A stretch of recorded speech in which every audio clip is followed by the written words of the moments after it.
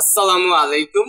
আমাদের এই প্রশ্নটা হলো cos to the power 4x equal to 3/8 plus 1/2 cos 2x plus 1/8 cos 4x। এটা আমাদের প্রমাণ করতে হবে। তো লেফট হ্যান্ড সাইডে আছে cos to the power 4x। যখন পাওয়ার 4 থাকবে তখন আমরা একটা 4 গুণ করব, আর 4 গুণ করতে গেলে আমাদের 1/4 আগে দিতে হবে, কারণ আমরা চাইলেই এমনি 4 গুণ করতে পারবো। 4 cos 4x। এই 4টা গুণ করার রহস্য কি সেটা আমরা এখন বুঝতে পারবো, বা আমরা বুঝে গেছি অনেকে। এই 4 কে আমরা লিখতে পারবো 2 স্কয়ার পরে দেই, আর এই cos 4 এটাকে আমরা লিখি cos স্কয়ার x, তারপর ব্র্যাকেট দিয়ে আমরা স্কয়ার দিই। এখন দেখো এই পুরোটাকে যদি স্কয়ার করি আমরা কিন্তু এইটা পাবো। 2 কে স্কয়ার করলে 4 আর cos স্কয়ার কে স্কয়ার করলে হবে cos টু দি পাওয়ার 4, আর এইটাকে স্কয়ার করলে এইটা পাবো। এরকম টাইপের কাউকে বর্গ করে এইটা বানানোর জন্য আমার 4 লাগবে, এইজন্য আমরা 4 আগে গুণ করে দেব। এখন ত্রিকোণমিতিক ফাংশন sin অথবা cos এগুলাতে যদি আমরা দেখি পাওয়ার 4, তখন আমরা কি করব, 4 গুণ করে দিব, সাথে 1/4 লিখে দিব। এখন এই যে 2 cos স্কয়ার x, এটা সূত্র ফেলতে পারবো কারণ আমাদের সূত্র জানা আছে। তো 2 cos স্কয়ার x এর সূত্রটা কি সেটা আগে এখানে 1/4 লিখি।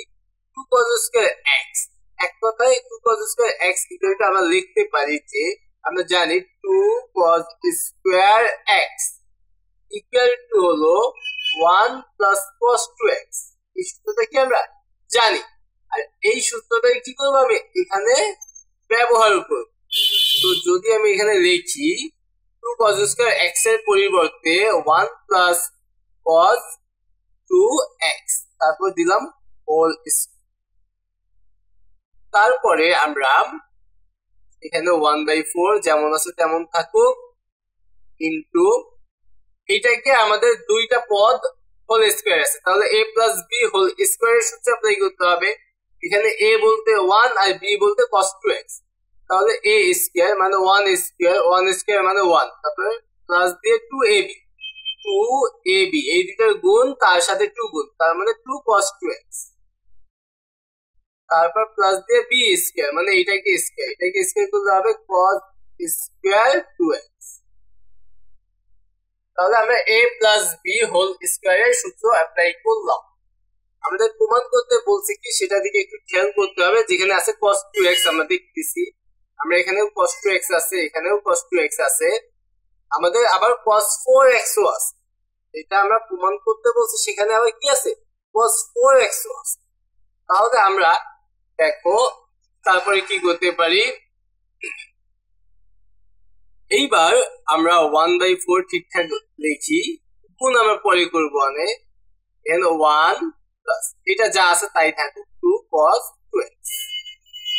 এই জায়গায় cos স্কয়ার আছে, আমরা জানি cos এর উপর বা sin এর উপর যদি স্কয়ার থাকে তখন আমাদের 2 গুণ করতে হয়, আর 2 তো আমরা এমনি গুণ করতে পারবো না, এটা হাফ দিয়ে নিতে হয়, তারপরে 2 দিতে হয়, কারণ হাফ ইনটু 2 মানে 1, আর 1 যে কোনো কিছুর সাথে আমরা গুণ করতে পারি।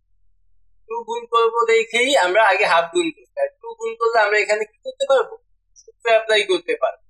2 cos স্কয়ার x এর সূত্র, এই যে আমরা সূত্রটা লিখছি, এই সূত্র তো আর লেখার প্রয়োজন নেই, এই সূত্রটাই আমরা অ্যাপ্লাই করব। 2 cos স্কয়ার x, এখানে x বলতে আছে 2x, তারপরে আমরা এখানে 1/4 ইনটু 1 প্লাস 2 cos 2x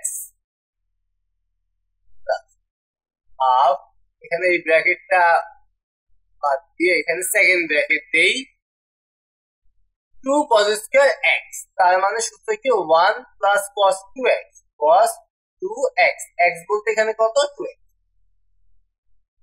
তারপর সেকেন্ড ব্র্যাকেট করব। এইবার আমাদের এখানে 1/4 ইনটু এই ইনটু না দিয়ে ব্র্যাকেট দিলে এমনি হয়ে যাবে 1 প্লাস 2 cos 2x। এই জায়গায় আমরা হাফটা দিয়ে ভিতরে গুণ করে দিই, হাফের সাথে যদি 1 গুণ করি হবে 1/2, তারপর প্লাস দিয়ে হাফটা এটার সাথে গুণ করবো। এখানে হলো 2 ইন্টু 2x মানে 4x cos 4x cos 4x এর সাথে হাফ গুণ করবো, তাহলে হবে কি হাফ cos 4x বা cos 4x by 4। cos 4x 4 না হাফ, মানে এখানে দেখতে পাবো হাফ cos 4x, বা এটাকে আমরা লিখতে পারতাম cos 4x ডিভাইডেড বাই 2। ওরা যেইভাবে লিখবে আমরা সেইভাবে লিখবো, ওরা কিন্তু সামনে ভগ্নাংশ লিখছে, তবে আমরা এইভাবে লিখবো।